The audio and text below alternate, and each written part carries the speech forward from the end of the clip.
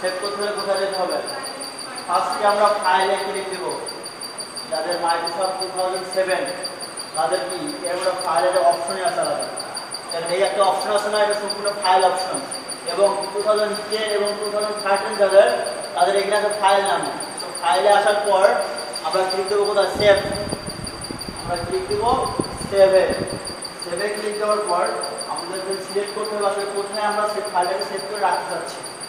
আমরা যেখানে ফাইলটাকে সেভ করে রাখতে চাচ্ছি সেটা সিলেক্ট করে দিতে হবে। যে আমরা ডেস্কটপে চাচ্ছি নাকি আমার পিসির কোনো ড্রাইভে, হার্ড ড্রাইভ আছে ওগুলো আমি ড্রাইভে রাখতে চাচ্ছি।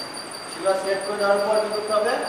আমরা কোন ফরম্যাটটা চাচ্ছি ফরম্যাট দিতে হবে। কোন ফাইলটা আমরা কোন ফরম্যাটে সেভ করতে চাচ্ছি ফরম্যাট দিয়ে দেন।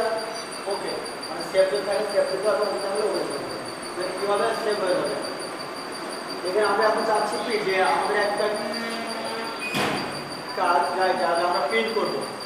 আমাদের এই ফাইলটাকে কী করবো? আমরা প্রিন্ট করতে চাচ্ছি। যদি আমাদের এই কাজ করা ফাইলটাকে আমরা প্রিন্ট করতে চাই, প্রিন্ট করতে চাইলে কী করতে হবে? ফাইলে ক্লিক দিতে হবে। দেন ফাইলে ক্লিক দেওয়ার পর প্রিন্ট দেওয়ার পর উপরে এই পেজটা আসবে।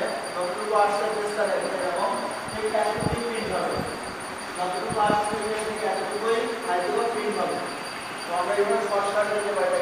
কন্ট্রোল+P, মানে কন্ট্রোল প্রেস করে ধরে আপনাকে পিতে প্রেস করতে হবে। সেম এই পেজটাই আসবে।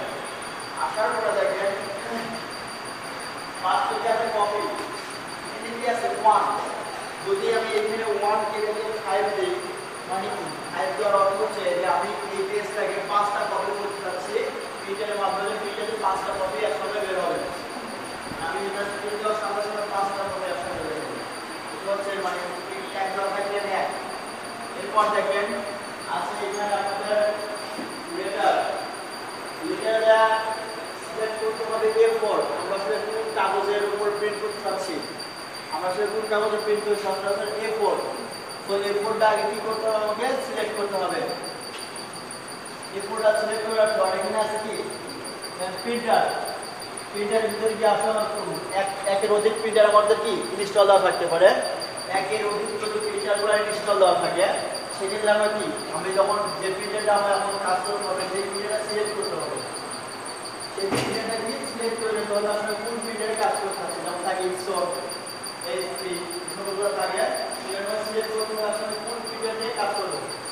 দেন প্রিন্টার সিলেক্ট করার পরে আগে হচ্ছে পেজ সেটআপ।